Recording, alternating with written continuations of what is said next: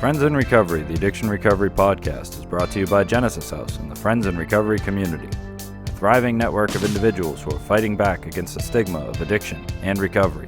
Join your hosts, the Podfather, Jersey Ed, as they break the silence and speak up about the real issues of addiction, treatment, and recovery. Friends in Recovery, the Addiction Recovery Podcast, is available on Facebook, Podbean, iTunes, and YouTube, 24 hours a day, 7 days a week. Now, here are your Friends in Recovery. Hey, everybody. Welcome to Friends in Recovery Podcast.com. I am the Podfather. And I'm Jersey Ed. Jeff Zeizel. Hey, that went smoothly. It did. The three amigos back together. We are. Absolutely. 2 years separated and we're back together. This is right. how it all began. It is just like this, guys. Real quick before we get into this interview with the masked men up there, I just want to let everybody know to give us a call at 617-379-1163 is our phone number. If you have any questions, or email us at help@friendsinrecoverypodcast.com. And just a reminder about our Friends in Recovery online 12-step meetings. It's noon and 7 p.m. Eastern Standard Time daily. Go to our Friends in Recovery community of support or Friends in Recovery podcast Facebook pages for all the details. And our guest today is Jeff Zeizel back with us. So, hey, I got a quick question for you, Jersey Ed. Does Jiminy Cricket know you have his glasses? I'm just wondering. These are the best $10 pair of glasses I ever got. Everybody always asks me about them. So that's your limit. $10 or less. I'm with you. What was Pinocchio's father's name? Geppetto. Geppetto. You look like Geppetto with those glasses on. That's it. Hey, who's behind us producing all this stuff? Did we introduce him yet? Yep, the one, the only, the mysterious, lurking and working Sweets. That's right. I wait to be introduced. He waits. He waits. He waits. He knows the protocol. He knows it. That's right. I heard he has the mask all over his whole body, the whole body mask. Is that what he's wearing? It's called today? a hazmat suit. The hazmat suit. Yeah. That's right. Or a body condom. Whatever. Depends on, Oh my God. It's sort of like a burqa. Yeah. Yeah, exactly. Speaking of hazmat suits, I was working a detail one time as a cop doing a detail, standing, looking in the hole, with a cup of coffee. And this gentleman come walking up the street, stark naked, not a stitch of clothing on. It was in November too. And he was just filthy. I had no idea how he got there, where he was coming from. We were downtown Lowell. And luckily, one of the phone company workers jumped in the truck and came out with a hazmat suit, paper suit. We dressed the gentleman. We had him put the paper suit on, and we called an ambulance, and off he went. Just a little sidebar. I thought I'd tell that story. But it's interesting because we walk around, communities, we see like people acting crazy, and we realize, we forget that mental illness is a real thing. Everywhere. So there are people with schizophrenia. So I remember grew up in New York City, and when I was in graduate school on the west side of Columbia, I'm looking out my window on Broadway. The middle of winter, I see a guy walking down Broadway, stopping traffic, and he had a baton, completely naked also. Same thing. I'm like, oh my God, you can't believe this stuff. And they were probably friends, they're probably related. Relatives. Well, schizophrenia does run in families. And a lot of times you meet people at AA meetings or different meetings that have mental illness as well as addiction, and I don't know. You're 100% right, though. And it's a good segue into what we're going to talk about today. Yeah, absolutely. Real quick, why are you guys wearing masks up there? I've never seen the Podfather wear a mask. I guess we want to explain that a little bit to our guests. Well, our good friend Jeff Zeizel just had surgery. Oh. And this is true. But it had nothing to do with the mask. I had back surgery. But as Mike and I were talking, we both said, the COVID's a real thing. Yeah. And even though Mike was tested, I was tested recently, but you're as good as your last test. So if you're not tested, on a regular basis, or you think you may be sick, you don't want to spread it. But what the new data is showing in Massachusetts is that there are people who are getting sick but are asymptomatic, but they can spread it. So, I was just thinking, if I ever got it, I'd probably be fine because I'm healthy, but I don't want to give it to someone who dies. So exactly. We both agreed, you know what, why don't we wear masks? Because I don't want to bring it home to my family, and Mike doesn't want to bring it home to his family. And Good. And so, but it is an interesting another segue, because we were discussing how COVID. And I know you teed that up for us, Ed. I How did. that was You low like hanging that, fruit. huh? That's why I'm the professional down here in Studio G, guys. Exactly. Geppetto. Actually, Sweets won't let me in that studio. I came up there the last couple of shows, and he said, "Get the out of here." Exactly. Well, you don't have a mask, so I don't have a mask. but we Good. I'm realized- sorry, Jeff. So the one of the things we know about recovery is that people who participate in a 12-step program and or participate in other types of services, they realize they're not alone, and they get the social support from each other. And one of the things as human beings that we really benefit from is being together, regardless whether it's an addictive disorder or just we have friendships or we have other problems in life. We know that when we're with others, we share our pain, we divide our pain. And one of the sort of challenges now with COVID is that people are very isolated. So there's been an uptick of people with substance abuse disorders who were doing quite well in their recovery, and they're anticipating that up to 30% of people are having trouble maintaining sobriety. So there's been a lot of relapses. People are home, they're isolated. And I often say, when I'm alone, I'm in bad company, because you end up having these negative thoughts and projections about yourself that are often not true. And then you feel upset about it. And what happens with people who are suffering from anxiety, depression, or just feeling bad? If you have a history of addiction, you are prone to possibly, unless you're reaching out or have a strong program, you may start thinking, I have to self-medicate again. And it's very insidious. It just happens like so quickly. Yeah, Jeff, that's actually a good thing that you brought up, that people are isolating more. Now you're a therapist, you have same thing with you, Podfather, you too. And just, what are people doing to stay, kind of alert, even new recovery? We host those online meetings, and a lot of people are saying, I couldn't do it without my online meetings. And we love these. That's why we host 2 a day, because of isolation. We did that for a reason, because we want people, I wish we can do one every hour, but we want people to be a part of a family, part of something, especially somebody new coming out of recovery. So what are you seeing, Jeff, as far as, people isolating? Because that's the first thing they tell us: get to meetings, find a sponsor, go to a coffee house, hang out at a diner, go to an AA function or NA function. You can't do that now. Yep. What are you seeing to combat that, or to help get through that isolation period through this COVID for new people or people who have been around for a while? It's actually a very good question. So one of the things we know about any adversity in life is that it's not always the initial response is like, oh, something bad happened, that's horrible. But we actually know that when bad things happen, sometimes there's a bit of a silver lining. And often it takes time to find that silver lining. So what has happened with COVID is that, the first thing is that people get very sick, they isolate, there's an economic downturn, people are staying home, and so on. So the normal routine has been upended. And even if they could go out, everything's closed. It's not like, hey, let's go to the movies, let's go to the gym, let's grab a bite. Some things are gradually opening up.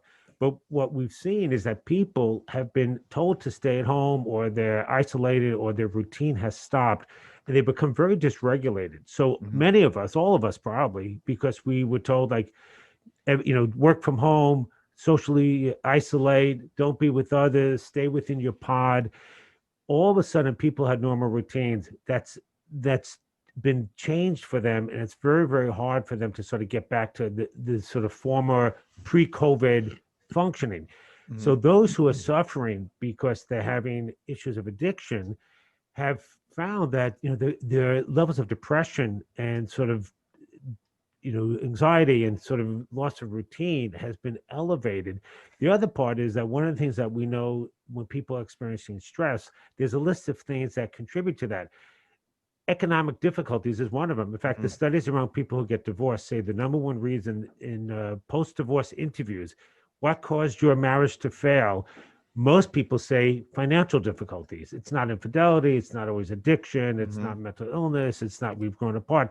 And those things are true as well. But money has been the primary thing. So when you're getting someone who's trying to maintain their life and work in their recovery, and they're having financial difficulties and they're staying alone, it becomes very hard. However, the flip side, as you were sort of leaning into, was that now we have Zoom. So there are people who can actually, they are apart, but if they can do Zoom or telehealth or reach out on the phone, all of a sudden they don't feel so isolated.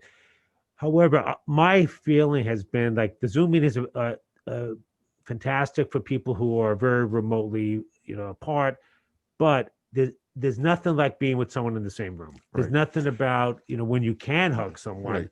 having that human touch, that connection, a fist bump, a handshake, a pat on the back, A hug. Everybody hug, hugs. exactly. I Right. mean, big Mon- hugs in AA. what Jeff's saying is so true. For the last year and a half, I've been working at Crossroads up in Salem. It's a recovery facility. We do IOPs at night, and we had never been. These last 3 months, we are so busy that we had to break up the groups. We have 14 people come Monday and Tuesday nights, Wednesday, Thursday nights. I'm there Monday and Tuesday, and sometimes Thursday. But masks are optional. We have a huge room. The chairs are all 6 feet apart. And I got to tell you, these people come religiously because it's probably one of the few times, other than going to work, some of them aren't working, that they can get out and be social. And we're there for 3 hours. And I got to tell you, the success that we're having with people in recovery, all different ages, different sexes, everything, the success we are having is phenomenal. I think it is. And it's because I believe what Jeff just said is you can't get out. You're like a potted plant. You're in the house. Now, at least they're going to a place for purpose. It's going to be helping them with their recovery. Plus, they're going to be able to socialize. And it's wonderful. There's a lot of nuances you get from seeing people. So we know that communication is not just verbal; it's nonverbal. So it's often said 80% of communication is nonverbal. So, and it's interesting. We wear these masks. You don't see half a person's face. You can't read lips. You can't get expression. You can't smile.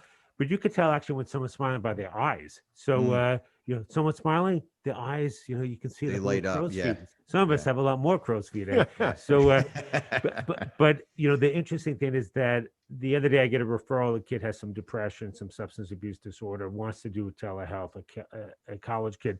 I said, listen, I really want you to come into the office for the first visit, so I at least can meet you, see you, and we can be in the same room, and we'll be socially distanced, and we'll wear masks. And I actually have either the AC on or the window open, cross ventilation, and we try to be, cautious. Some of us probably are a little overboard with this, but the downside is, people can get very ill and so on. So we know what happens. Of course, yeah. But there's so many people who have been so sort of isolated. It's been very, very troubling because, for the news, the sort of news cycle has always been about this illness, this disease that kills people, and it spreads and it runs in families.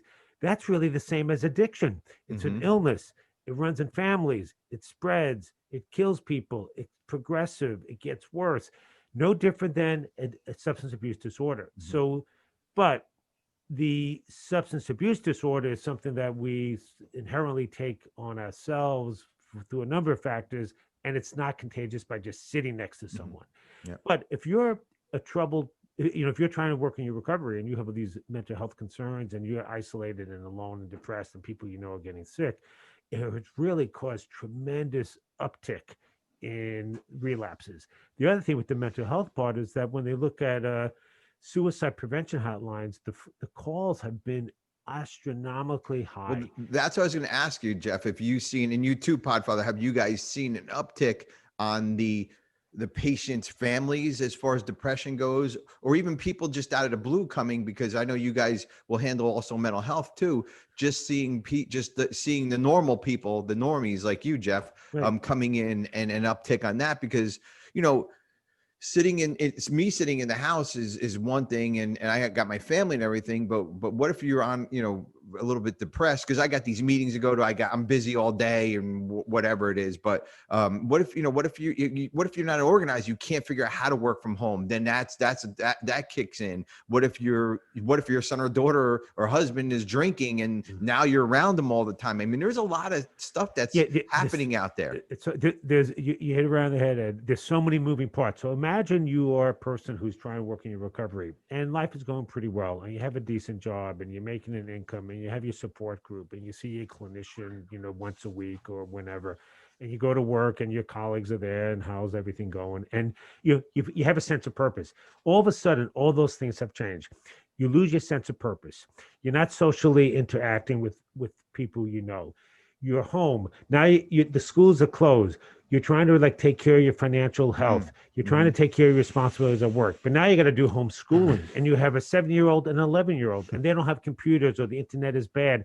Now you have all this stress. A lot of stress. A lot of stress, and you're trying to manage the children's education. You're trying to manage your financial well-being. You're trying to take care of your responsibilities outside the house, and you have very little support. And there are many people who are doing this by themselves. They're single parents. I was talking to an attorney the other day who was involved in this case, and we were discussing the case, and she said, "Oh, I'm so sorry I never got back to you. I've been very stressed out. I have to take care of my 2 children. I'm doing homeschooling. Everything's done remotely. The courts are closed down. I have to do Zoom meetings. I can't get the things always online. We're losing internet." Yeah. It's unprecedented as to what we've gone through, and A all lot these more stressors for everybody on Exactly. top of all this. Jeff, real quick, we're going to take a quick break here. When we come back, I'd like to talk about some of the solutions that you guys give your clients, some of the solutions that we can come up with maybe right here in the studio about the COVID and what we can do maybe to get a little bit more social, either through Zoom or whatever it is. But let's talk about solutions when we come back. sounds good. Friends Recovery Podcast. We'll be back. Since 1992, Genesis House has been helping real people heal from addiction on their private recovery campus in beautiful Palm Beach County, Florida. Their family-owned program is accredited by the Joint Commission and offers detox and dual diagnosis treatment in a comfortable and confidential setting. At Genesis House, they focus on treating the underlying causes of addiction. Their comprehensive approach includes psychiatric care, individual and small group therapy, trauma healing techniques, and holistic care including yoga, massage, and animal-assisted therapy. After treatment, their clients enjoy the lifelong support of a nationwide network of Genesis House alumni. Call Genesis House today at 1-800-737-0933 to speak with someone who understands. Visit them on the web at www.genesishouse.net. It's time to start your journey to a long and successful recovery. Welcome back to the Friends in Recovery Addiction Recovery Podcast. We want to thank our sponsor, Genesis House, for supporting this show, along with individuals in recovery and the people that love them. Friends in Recovery Community of Support holds events across the country sponsored by Genesis House in Palm Springs, Florida, Marlton, New Jersey, Newtown, Connecticut, and Brooklyn Park, Minnesota. The Friends in Recovery Addiction Recovery Podcast is powered by your likes, follows, subscribes, and shares. And please be sure to do us a favor and leave us a 5-star review. And now here are your Friends in Recovery. Hey, everybody. Welcome back. FriendsRecoveryPodcast.com. I'm the Podfather, Mike Miles. I'm Jersey Ed, live from Studio G today, guys. Studio G. Jeff Zeizel is our guest on here. But real quick, Mike, I want to talk about something that's near and dear to my heart, Podfather, is SoberPod. SoberPod. Easy over there. Leave me and Carl alone in our own little world, okay? You two want to get a room. I want to say hello to our friends Carl, Ellen, Steve, and Chelsea over on SoberPod. A great show, guys. They're always giving us accolades, so I told them that we in turn we would do that for them. Great show. They got a lot of good recovery over there, all 4 of them together. They talk about really good topics. Podfather, you even listen to that show. And, oh, sure. Absolutely. Yeah. I'm just joking. Yeah, I think they do a great job. I love this show. Yeah. We're going to get Jeff. Will they still talk about us and support us if we don't talk about like lobsters and crabs and lobsters and cars? if we don't say wicked and weird? Wicked and going down to the bar. They'll make shit up if we don't. But they listen to us too. So guys, thank you for your shout outs and SoberPod, guys. Turn it down to the right, Jeff. Turn it to the right. And and get SoberPod, everybody. So Jeff Zeizel is our guest today, guys. And when we were talking about COVID, how isolation is tough now for not only the addicts but the families also. The addicts are stuck in the house with the families now, and maybe the families are seeing a lot more if they're in active addiction. We talked about the problems. Let's talk about some of the solutions that you guys give in your therapy sessions. Yeah. Jeff, you did give one solution where you said, I want you to come in and talk to me face to face, we'll social distance, and then we can do the Zoom thing. I think that's great. I really think that one-on-one contact, besides Zoom, besides any kind of these, Right. these WebEx things, I think you do need to see that person. I'm not a therapist, but I think you do need to see that person in, face to face. And what's your thought? Obviously, I know it's your thoughts on it, and what's some of the solutions that we have for this, like isolation and So how can we get out of that? it's a great subject because a lot of the folks tend to get isolated. However, there are ways due to technology, we can reach out to others. So even if the connection is via electronic, it's a connection. It may not be ideal, but it's something. So what we encourage people to do is, like, in an ideal world, we'd all be in the same room talking to each other and having no concerns about wellness, spread of illness and diseases and COVID. But that doesn't always work. However, I believe if you take all the precautions and you socially distance and you're not carrying a fever or coughing, there's no reason why you can't be with each other. Because if you look at the research about the spread of this illness, if you follow common sense protocols, the likelihood of spreading is going to be low. That being said, not everyone has the luxury of going in, and people aren't always comfortable. But if we look at a crisis, there's often opportunities. So, interestingly enough, the Chinese character, the symbol of crisis, is the identical symbol for opportunity. So if we look at COVID, which is a crisis, there's also opportunity. So what's the opportunity? We learn to work at home. We actually spend more time with our families. So, for example, my family, I have 3 sons. One's in LA, one was in Philly, one is living in Boston. So because of COVID, the one in Philadelphia came home. So now we have 2 of the sons are home. My sons are home, and we actually have dinner every night, which we didn't do for a number of years. He was away in college. He was working in Philly, and then we opened up a Zoom account. So my son who lives in LA, we decided let's have some time together via Zoom. So 4 of us in Boston get together with my son in LA. In the springtime, in the middle of COVID, it was the Jewish holiday of Passover. So a lot of people had Zoom Passover. Also, people had Zoom Easter dinner. So you can people never did that stuff before. They just said, well, we'll see you next year. Yeah. But now we think about technology as a friend. So and it also holds true in dealing with the mental health and substance abuse disorders. We can actually try to connect. One of the positives is that we actually have a little more time in our hands, and we realize what's very important. When all the stores were open, what would people often do? They'd go out to spend time shopping because it passes the time. They like to acquire things. Our society is often geared that way, like let's go shop. And there's nothing wrong with that inherently. But stores are closed. So what was one of the advantages of the terrible COVID crisis? More family time. More family time. Sure. And also people stopped spending money, and they realized what was very important. What's important is your health.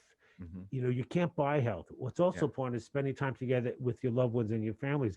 And you also create new pods. So people would get tested and create a pod, and they would just spend time together. Exactly. So, what are some of the solutions? The solutions are you often have to think creatively out of the box, and you also have to make sure that your health is taken into consideration. But you can find ways of spending time safely, socially distancing, being outside. So we've had many friends come over, and we sit in the backyard having, breaking bread, and we would never do that before. We'd go out to a restaurant, and I did, calculations. It's not uncommon. Most people go out to dinner once or twice a week, every couple of weeks. We don't do that anymore. So all of a sudden, we're home. We're learning new activities. We're learning hobbies. We are cooking together as a family. We're eating together as a family. And we know that addiction is an illness that impacts families. So if you have someone who's suffering with that, but they're with their family members and they're spending time and breaking bread, there's something psychologically beneficial and therapeutic about that. Yeah, I never thought about that. Yeah. Well, now that, because that's what some of these people, and Podfather, I'm going to get your take on this also, but that's what some of these addicts are missing, is that family time, is not getting together, is not being around each other, is not listening to each other, and just, isolating somewhere. So the isolation may come within the house, but within the house, there might not be isolation. You're around your family members. Podfather, what's your thoughts on the solutions of all this? Because I know you're always you're a big family man, and you're always with your daughter and doing stuff for both your daughters, so, and your son, actually. And his son. Hey, it's funny. Jeff was talking about not going out and people not shopping. I got to know the the UPS driver by first name. I have more packages coming to my house every day. It's amazing. But for me personally, like with a lot of the work I do, I don't see people as much as I used to see them. So if I was seeing somebody weekly, I see them bi-weekly now. So I'll have one session in my office and then one session, via the phone, whatever. That's good. Yeah. Yeah. The other thing is what I've found that's very useful for me, especially in recovery with a lot of people, is this was a good opportunity to have people start keeping a journal. Now, nobody wants to do the work, but the most successful form of, as far as I'm concerned, the most successful form of recovery that I've seen is narrative therapy. Narrative therapy has been so helpful in my life that I was writing eulogies. My dad, my mom, in-laws, both my mother-in-law, father-in-law passed away, and I did eulogies. And I can't tell you how much I got out of those eulogies. Not only did I feel remorse and sadness and cried, but I also felt joy and laughter. And I try to share this with some patients or clients. And I had a young man. He's 22 years old, and this technology they have nowadays, these kids, they've been weaned on it. So everything is, they don't even write it, handwrite anything. So he brought in a journal, and he was so excited. It was handwritten, horrible penmanship. Like mine. But he was so elated. Chicken scratch. Like mine as well. But he was so elated about how there was a part of him that he didn't even know had been awoken. Had been awakened. He even said to me that when I explained to him what to write or how to keep it short, you don't have to get into I don't want you to write 10 paragraphs, but try to write 2 or 3 paragraphs about what your day was like, and how you're feeling, your emotions, your goals. Did you succeed? Did you fail? And honestly, just to have one person who's got a major addiction to opioids to come back in so elated, feeling so good, being healthy, with the results from just a little advice I gave him. So I think the isolation, when my son was over in Saudi, we FaceTime for the first time. I didn't even know how to FaceTime. This was many years ago. And so one of my friends showed me, we FaceTime. He's in Saudi. I'm in Lowell, Massachusetts. It was amazing to me. It was like, wow, this is crazy. But now when I go to a Zoom meeting or something, I just love it. I can just sit there and pay attention and just listen to the speakers. And like yourself, Ed, you're very involved in that, and you do it 7 days a week. I don't think you're in there 7 days a week, but you're in there quite frequently. Yeah, absolutely. Podfather, I want to. Oh, sorry, Jeff. Real quick about Go ahead, journaling and writing, and I don't know if you guys are on the page with me, but I just started journaling through all this craziness. Before I forget, Jeff, I wanted to bring this up.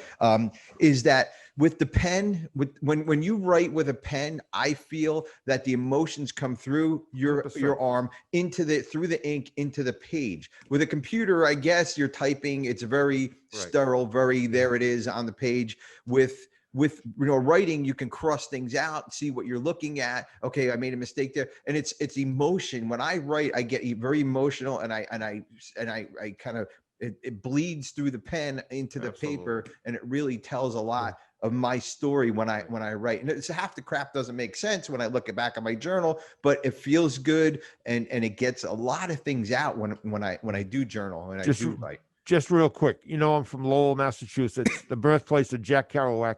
I have some Jack Kerouac memorabilia, actually. I have things that people would probably give me thousands of dollars for. But Jack Kerouac was once asked by a reporter or somebody that was interviewing how he became such a good writer. And he said, I've probably written over 1 million words. This was right after the book On the Road was published and everything. But here's a guy that had a scroll of paper.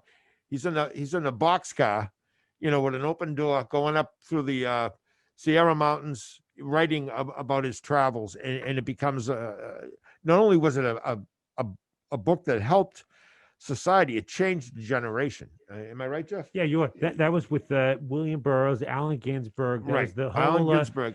the whole Beat generation. But it's interesting because the ability to write and sort of put your thoughts down is a remarkably therapeutic thing. But Ed, you said a really beautiful thing, because people create words by typing.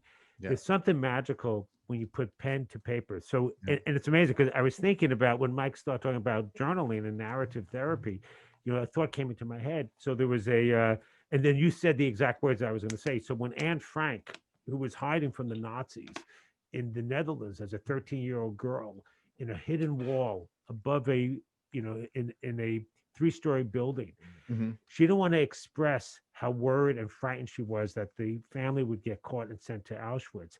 So she wrote her diary, the Diary of Anne Frank, and she actually says, there was something magical when I put pen to paper. You said those exact words. Yeah. She said it was. She said, I never knew pen and paper could be my friend. It's amazing. It's amazing. Real quickly, I have a couple minute or two left here, but I do want to give you guys some of my thoughts on being stuck in the house. Now, Jeff, you've been married a long time. Mike, you've been married a long time. I've been married, put it 3 together. I've been married longer than all of you together, but, you're a professional. I am a professional married person. Yes. But what I do now is and I'm not a therapist. So what I'll do is I'll leave notes around the house. Like my daughter went away for the weekend and I wrote a note to her. I stuck it in some of her clothes. And when she goes, where's my $10? Yeah, exactly. So when she goes, she finds out, or I'll slip something under her door when she's in her Zoom school, whatever. I open the door for my wife now. I say different things, or I look at my wife differently, because it could get old, man, staring at somebody, looking at somebody. And especially if you're in the house, 24 hours a day, 7 days a week sometimes. So I look for different things now to make it new, fresh, keep it, just keep it going in the household. So that's some of the things that I do as a person, stuck in the house. And it works both ways. So you get families who get to spend so much time together, which is a gift. They hadn't done it. But on the opposite spectrum, families that have conflict, the incidence of domestic violence has gone up because they're spending all this time together, which is fortunate. But you're right, Ed, it's a gift. The gift of being able to spend time together with loved ones is a lovely thing. Absolutely. Well, guys, great show. Thank you, Jeff, for coming on. And we have to get you here more often. We really appreciate you coming on. And Podfather Sweets, thank you for producing this show. You're welcome, as always. Without you, it would be a blank screen and every other word would be coming through. A lot of static and blurry stuff. Yeah. Me and Podfather would be on the phone. Is this working? Yeah, but nobody else is going to hear it. So. But anyways, Jeff Zeizel, thank you very much, Podfather. Do your due. I will, and I want to thank Jeff too. Jeff's a dear friend, and obviously, as Ed would say, the smartest guy in the room.